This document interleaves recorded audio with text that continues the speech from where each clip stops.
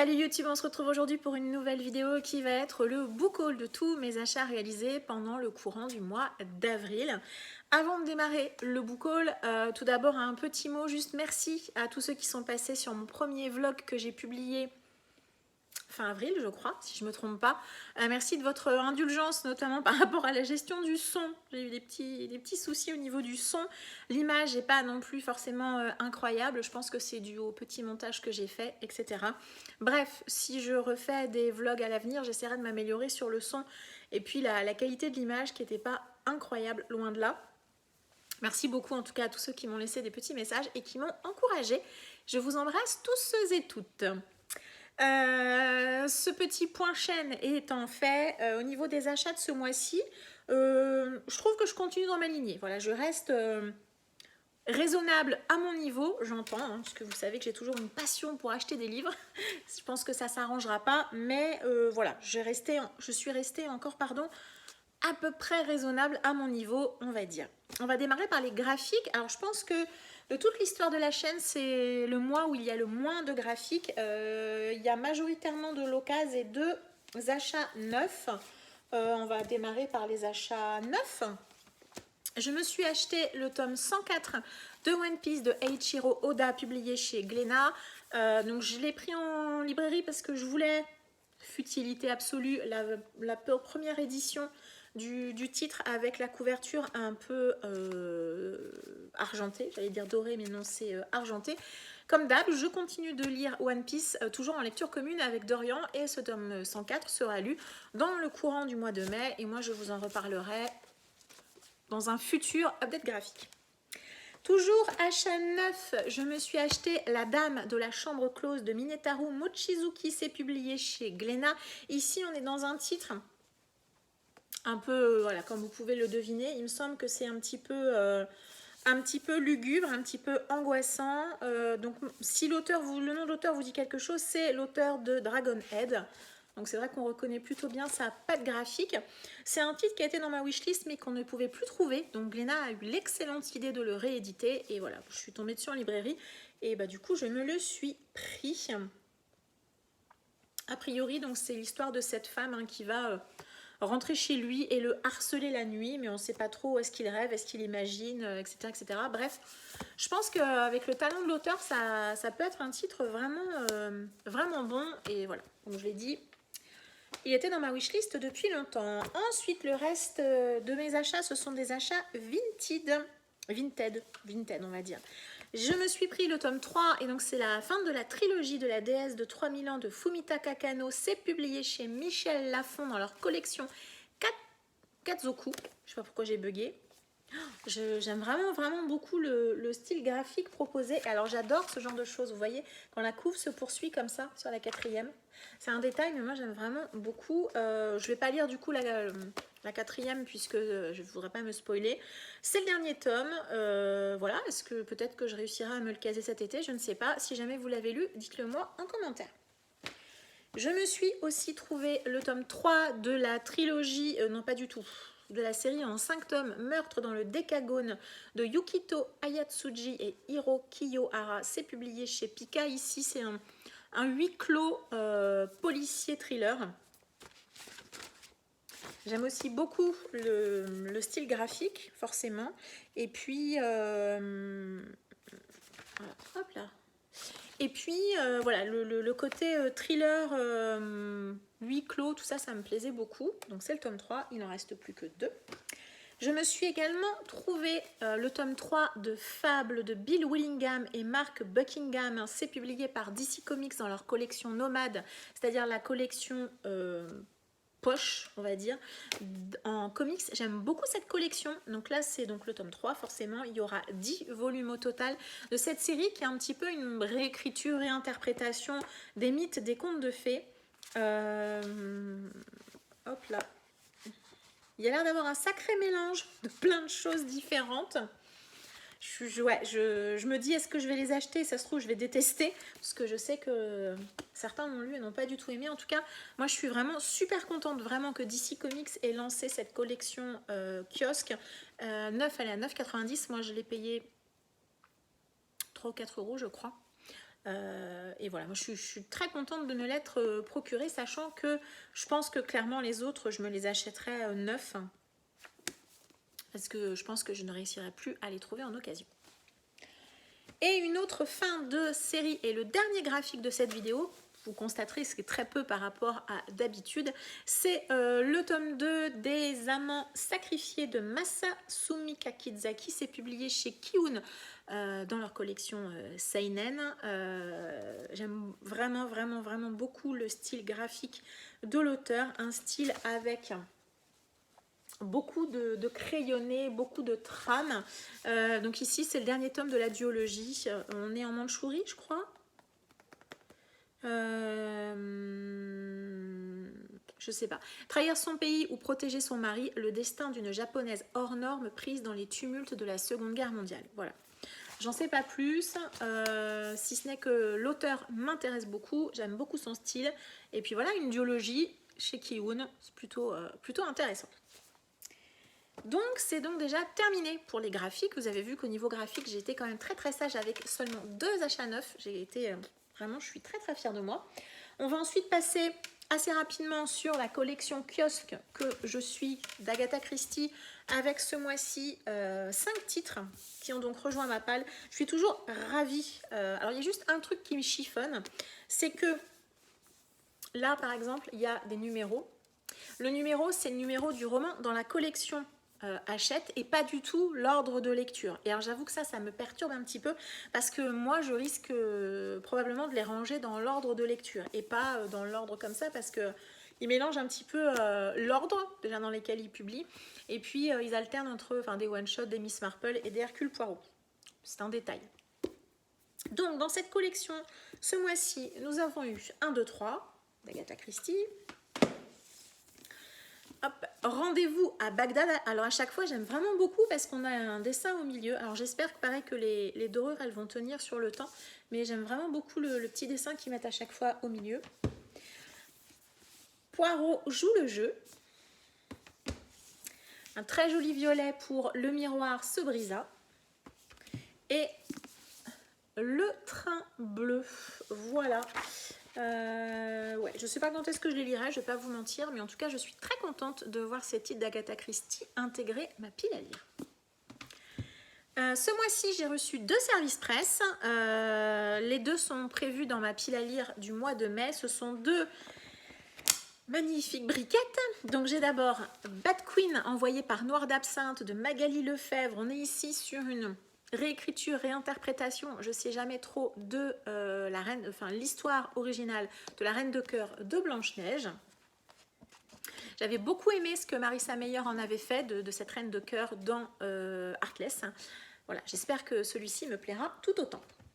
Et un deuxième service presse que je suis hyper contente d'avoir, c'est Les Maîtres en Luminaire, le tome 3 de Robert Jackson Bennett. Je suis très contente de l'avoir. Merci, grand merci à Albin Michel de me l'avoir envoyé. C'est aussi une fin de saga d'une trilogie fantasy. Ouais, celui-là, il sera également lu en mai. Plus de 600 pages. Ça va être costaud, je pense. High fantasy, fantasy adulte, je ne recommande pas de lire Les Maîtres en Lumineur pour les novices en fantasy. Et puis voilà, je ne l'ai pas dit, mais on a toujours... je vous l'ai montré, mais une sublime couverture de Didier Graffet. On ne parle jamais trop des couvertures de Didier Graffet, qui sont absolument magnifiques. Donc, roman de high fantasy avec un univers assez riche, des personnages très bien campés, très attachants, un bel univers, beaucoup de mystères, avec une fin de tome 2 qui était hyper comment pourrais-je dire sans spoiler, enthousiasmante, on va dire ça comme ça. On va ensuite passer au financement participatif que j'ai reçu en mai. J'en ai reçu 3. Alors j'ai reçu, alors c'était pas un Ulule celui-ci, c'était via directement la maison d'édition, c'est Kéroden qui est édité par le projet Silex de Hélène Nera. Un très bel objet livre, un hardback en toile. Un peu comme les autres personnes que j'ai vues parler de ce titre, on aurait dû le recevoir fin 2022. Il est arrivé en avril. Alors bon, vous allez me dire, je ne manque pas de livres à lire. Donc moi personnellement, avec les Ulule, c'est vrai que je suis un petit peu habituée à avoir parfois des délais un petit peu rallongés. Donc ça ne m'a pas gênée plus que ça. Par contre, c'est vrai que la maison d'édition, je trouve, elle n'a pas beaucoup communiqué par rapport à ça. C'est un peu dommage. Et puis... alors honnêtement, j'ai complètement oublié de quoi parler le roman. Le papier est toujours de très bonne qualité. Je regrette juste qu'on n'ait pas peut-être un petit peu d'illustration sur les entêtes de chapitres. Voilà, ça reste très très sobre, mais bon voilà. Si je lis j'ai lu la quatrième hein, quand je l'ai reçue, j'ai un peu la sensation qu'on va être quand même dans un univers qui va parler d'écologie et de nature.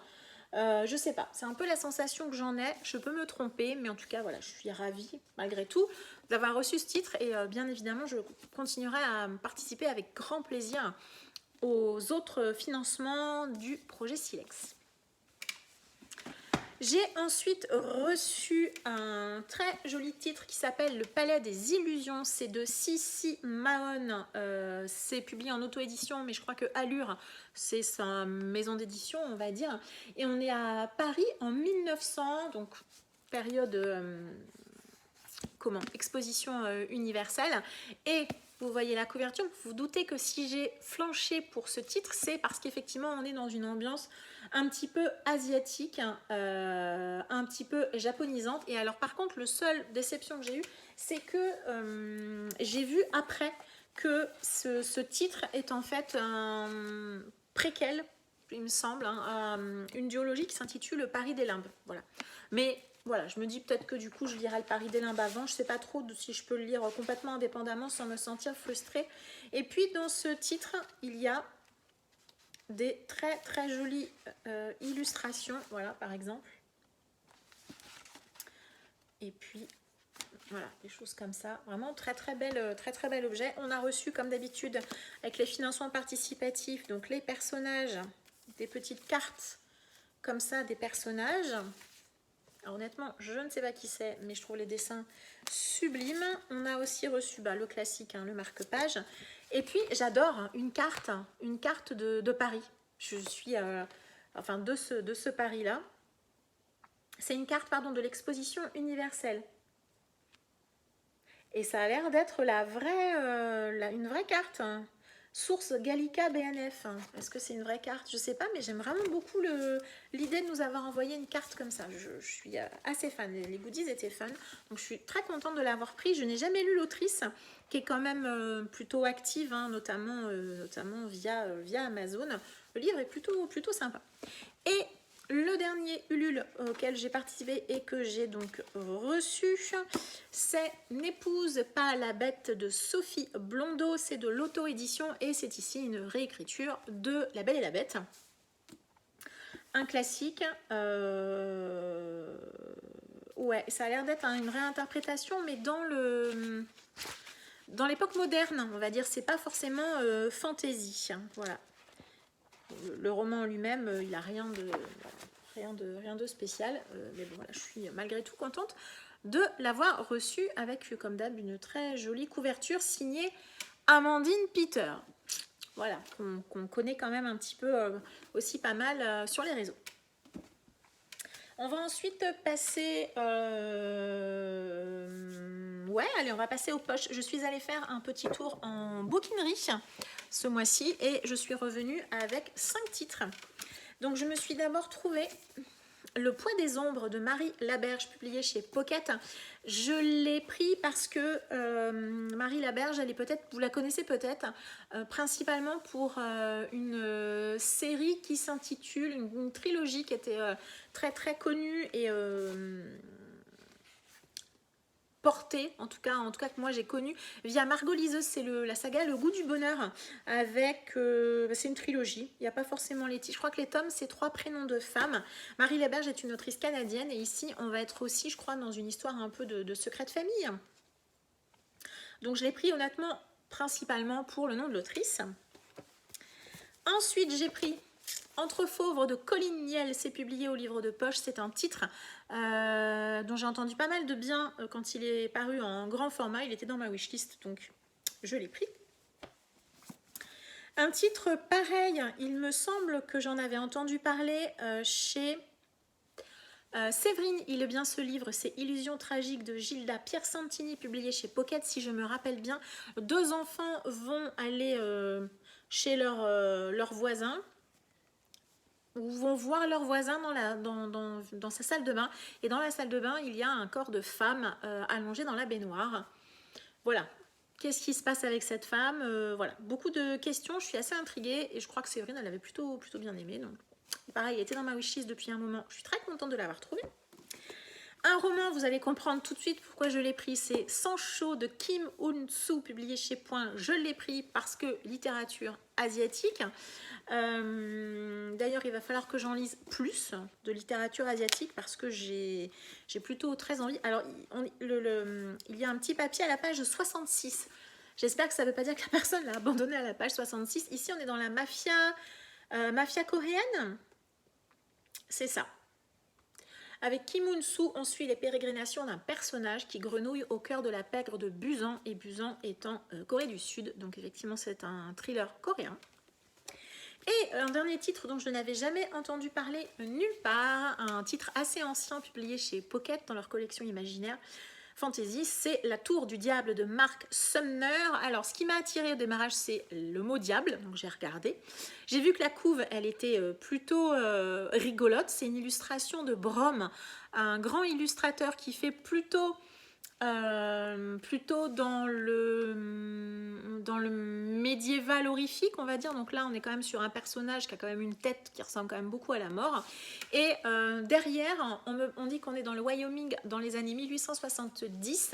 L'horreur de la guerre de sécession a libéré dans le pays une magie redoutable. Et donc, on a l'air d'être dans un espèce de western un peu magique, avec, voilà, avec des pouvoirs surnaturels qui existent dans cet univers. Donc j'avoue que, je sais pas, ça m'est apparu plutôt marrant, plutôt intriguant, et c'est pour ça que je me le suis pris. Ensuite, on va passer aux quelques achats d'occasion que j'ai réalisés. Alors, j'allais dire via Vinted, quand je regarde ce que j'ai, non, il y a deux Vinted, un boîte à livres et un Cultura. Donc voilà, on va commencer par le Cultura. Alors, je crois que j'ai dit la dernière fois, mais mon Cultura maintenant a un rayon livre d'occasion. Et donc dans ce rayon, j'ai trouvé Miniaturiste de Jessie Burton, publié chez Folio, qui est dans ma wishlist depuis une éternité et que voilà, j'avais jamais trouvé. Là, je suis ravie, je l'ai eu à 2,99 €. Donc il y a souvent des trucs sympas dans le bac à occasion de mon Cultura. Et du coup, je l'ai pris. Je suis très contente de le voir intégrer ma pile à lire. Dans une boîte à livres près de chez moi, j'ai trouvé un prix Goncourt. Alors, je ne sais pas le dernier, je crois que c'est l'avant-dernier. C'est L'Anomalie de Hervé Letellier, également chez Folio. Je ne suis pas une grande lectrice de contemporain. Je ne suis pas du genre à me jeter sur les différents prix littéraires, mais celui-ci m'intriguait clairement parce qu'il aurait une dimension fantastique, science-fiction, enfin je ne sais pas trop. Ceux qui l'ont lu avaient l'air de dire qu'on n'était pas forcément dans du contemporain, mais voilà, moi ça m'intrigue. Et voilà, il était dans la boîte aux livres, donc je suis hyper contente. Si jamais vraiment il me plaît pas, voilà, je le remettrai tout simplement dans la boîte, mais je suis vraiment très contente de l'avoir trouvé. Achat Vinted, est-ce que vous avez déjà vu mon point lecture? Oui, où j'ai eu un joli petit coup de cœur pour un roman Relique, donc je me suis précipitée pour acheter le tome 2 et je l'ai trouvé sur Vinted. C'est donc Retour à Whistletop de Fanny Flagg, suite de Beignets de tomates vertes que j'ai vraiment adoré. Donc je me suis précipitée pas vraiment précipitée, mais en tout cas je l'ai cherché et je l'ai trouvé sur Vinted. Donc je l'ai pris, je l'ai eu à petit prix. Aucune idée de quand je le lirai, mais je suis ravie de me dire que je pourrais retourner à Whistletop en Alabama. Et voilà, donc je suis très contente de l'avoir trouvé. Voilà, il y en avait pas mal en vente et voilà, je me dis que j'ai un Fanny Flagg à lire et surtout retrouver une partie des personnages de Beignets de tomates vertes. Je suis très contente de ça. Et alors, il y a quelques secondes, je vous ai présenté ça. Quand je suis rentrée chez moi et que je l'ai enregistré sur Livre Addict, j'ai découvert que c'était un tome 1 d'une duologie. Et donc, qu'est-ce que j'ai fait? j'ai cherché le tome 2. Et donc le tome 2, c'est Le Train du Diable, toujours de Mark Sumner, toujours chez Pocket, avec toujours une illustration de couverture de Brom. Voilà, donc du coup j'ai la duologie. Ces couves sont vraiment très chouettes. J'ai donc la duologie et voilà, pareil, je sais pas trop quand je le lirai, mais voilà, je vais pas lire la 4e puisque c'est juste une duologie et j'ai pas envie de me spoiler, quoique je me dis quand je le lirai, il y a des chances que j'ai oublié le résumé, mais ouais, je suis contente d'avoir à nouveau cette série que je n'ai jamais vue passer nulle part, donc si par chance vous l'avez lu, n'hésitez pas à me laisser votre avis.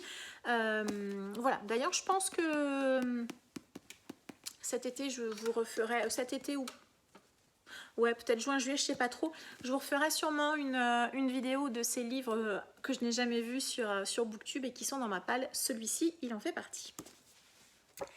Et on va terminer par les achats neufs de ce mois-ci. Alors, vous commencez à avoir l'habitude, on va être majoritairement...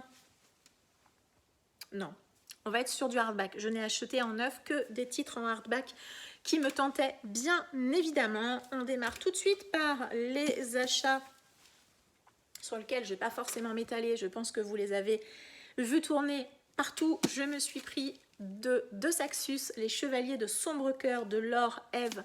Celui-ci, je l'ai pris parce que, déjà, j'adore la couverture. Quand j'ai vu la couve, j'ai craqué sur le côté moderne et ancien de ce personnage, et je pense que ça va être de l'urban fantasy et ça me tente beaucoup. Ça a l'air un peu barré et ouais, je sais pas, j'adore cette couverture, donc ça m'avait intéressée au démarrage et forcément je l'ai pris parce que le résumé a l'air trop cool. Je me suis pris La couronne d'os doré de Jennifer L. Armentrout, également chez De Saxus, tome 3 de la série Le sang et la cendre. Je ne lirai pas la 4e. J'ai déjà lu d'autres romans de l'autrice, ça se lit très très bien. Il y a souvent une grosse part de romance, un univers assez intéressant, assez riche, et voilà. Même si j'ai cru comprendre que certains qui avaient lu le tome 2 n'avaient pas du tout été emballés. Et le dernier de Saxus que je me suis pris ce mois-ci, c'est un tome 3 et une fin de série. C'est Gods and Monsters de Shelby Mahurin. Celui-ci, il sera lu en mai. Il sera lu en mai, je réfléchis, il sera lu en mai avec Dorian. J'ai lu le tome 1 qui était sympathique, voilà, non il ne sera pas lu en mai, c'est le tome 2 qui sera lu en mai, je raconte n'importe quoi. Le tome 2 sera lu en mai et celui-ci sera lu cet été, donc ça, il sera lu tout prochainement. Donc je disais un tome 1 que j'avais trouvé sympathique, avec une fin plus intéressante forcément. Le tome 2 à la pression, j'espère qu'il me plaira davantage. Et puis voilà, il me paraît un peu plus gros que les autres. Et donc je ne vais pas lire la 4e, puisque vu que là pour le coup je vais les lire bientôt, j'ai pas du tout envie de me spoiler. Ensuite, un titre, quand je l'avais vu annoncer, je me suis dit c'est impossible que je ne l'achète pas. On va être dans de la fantaisie asiatique avec 6 couronnes écarlates de Elisabeth Lim. C'est publié chez Rajo. Alors eux, non seulement on est sur un hardback de toute beauté, mais on a également du jaspage. On a également du jaspage bleu, c'est pas facile à dire, du jaspage bleu. J'espère que le jaspage va tenir parce que je suis pas certaine qu'avec la lumière il ne disparaisse pas. Et puis on a voilà, des petites illustrations en tête de chapitre. Vous savez que j'adore les livres reliés, donc je ne vais pas m'appesantir sur le fait que je suis fan. Ici, ça sera donc de la fantaisie asiatique. Je suis hyper contente vraiment que Rajo ait gardé, je crois que c'est la couve d'origine. On a un objet livre absolument magnifique. Si je ne me trompe pas, il s'agira d'une duologie. Un roman que j'ai très peu vu passer, je ne sais pas trop pourquoi, je me suis pris Éclat dormant de Alix I. Haro, c'est publié chez Hachette. Le rayon imaginaire, je crois bien que c'est Hachette, je vais en profiter pour vous montrer l'intérieur du roman. Ouais, c'est ça, c'est Hachette, c'est le rayon imaginaire. Voilà, alors le roman il est assez court, donc on a aussi un jaspage. Et ici, on est sur une réécriture de eh bien, La Belle au bois dormant. Et c'est un tome 1, puisque à la fin, quasiment à la fin du titre, tac, tac, tac, on a, j'ai découvert en le feuilletant en le feuilletant que c'est un tome 1 et qu'il y aura, voilà, hop là, un tome 2 qui s'intitulera Éclat miroitant, qui devrait être publié en octobre, et on sera cette fois-ci sur La méchante reine, voilà. Donc je ne sais pas combien il va y avoir de tomes dans ces réécritures de contes. Alors il y a une thématique réécriture de contes, hein. Aujourd'hui c'est pas fait exprès, mais c'est une thématique réécriture de contes. Ouais, voilà, l'objet livre il est très agréable, j'aime bien hop là, oh, j'ai oublié comment ça s'appelait, bref, cette partie là je trouve très jolie. L'objet livre il est vraiment fun. Alors il y a un petit marque-page en tissu et voilà comment il est à l'intérieur. Il est assez court, hein, donc je pense que ça peut se lire assez vite. Et alors il y a un truc qui se fait plus beaucoup, c'est que à la fin de ce tome, il y a des chapitres d'autres romans de la collection du rayon imaginaire. Ça se fait plus tant que ça, hein, je trouve, dans les romans, mais bon, bref, ça rajoute peut-être des pages, bref, ça évite peut-être d'avoir des pages blanches à la fin, je sais pas. Je l'ai peu vu passer sur les réseaux, donc si jamais vous l'avez lu ou vu, dites-le moi. Un autre roman que vous avez vu, je pense, beaucoup passer, je l'ai oublié, quant à moi, dans ma pile à lire de mai. Il était trop bien rangé, mais il sera lu en mai, normalement, en lecture commune avec Dorian. C'est le tome 2 des Projets secrets de Brandon Sanderson. Enfin, quand je dis le tome 2, c'est pas vraiment un tome 2, puisque les romans ne se suivent pas. Vous pouvez les lire ou complètement indépendamment, n'en lire que certains et pas d'autres. Et c'est le manuel de survie du sorcier frugal dans l'Angleterre médiévale, donc de Brandon Sanderson. C'est publié au livre de poche. Moi, comme pour le premier tome qui était 13 de la mer émeraude, je l'ai pris en hardback. Donc le premier était vert, le deuxième est bleu. Je suis moyennement fan de la couverture, du dessin. Mais alors par contre, à l'intérieur, c'est clairement pas la même. Voilà, et je m'arrête là. Parce que je veux me laisser le suspense de découvrir les illustrations et l'intérieur du titre. Je ne les ai pas vues sur les réseaux, indépendamment de cette page-ci. J'ai juste feuilleté et j'ai vu qu'il y avait l'air d'avoir des choses un petit peu rigolotes au niveau de la mise en page parfois. Donc voilà, je suis très intriguée de le découvrir et ça sera fait également celui-ci, si tout va bien, dans le courant du mois de mai. C'est aussi une briquette, mais c'est vrai que Sanderson, ça se lit bien, et Tress, c'était lu très très très bien également. Et donc le dernier roman de ce book haul qui est déjà terminé. Vous pourrez constater que je suis, depuis janvier, je suis globalement très raisonnable. Alors encore une fois, raisonnable à mon niveau. On va donc terminer par un hardback que vous avez peut-être déjà vu passer aussi beaucoup. C'est le tome 2 du Prince Cruel, le roi maléfique de Holly Black, publié chez Rajo. Je l'ai aussi pris en hardback avec ce très joli jaspage, le petit marque-page en tissu. J'espère à nouveau que le jaspage va tenir, parce que franchement les jaspages avec la lumière, quand ils ne sont pas de bonne qualité, ils ne tiennent pas très longtemps. Hop là, une jolie petite carte. Ici on est dans de la fantasy, alors, young adulte, ouais on va dire young adulte. Dans un univers de failles. Voilà, j'en dirai rien de plus. Je pense que le Prince Cruel, vous le connaissez, vous l'avez beaucoup vu passer également. Donc voilà, je pense que je ne fais pas grand mystère du résumé. Voilà, et c'est donc le dernier titre qui va clôturer déjà ce book haul. 28 minutes pour un book haul, je pense qu'on est sur peut-être un des plus petits de la chaîne, c'est possible. Et bien comme d'habitude, n'hésitez pas à m'indiquer en commentaire si vous aussi vous êtes plutôt raisonnable, j'entends, depuis le début de l'année. Est-ce que vous avez lu certains des titres dont j'ai parlé aujourd'hui? N'hésitez pas à me le dire en commentaire. Je vous remercie de m'avoir suivi. N'hésitez pas comme d'habitude à mettre un petit pouce bleu, à me suivre également sur Instagram si ce n'est pas déjà fait. Et je vous donne rendez-vous la semaine prochaine pour une autre vidéo. Je vous souhaite une très agréable journée et je vous dis à très bientôt. Ciao!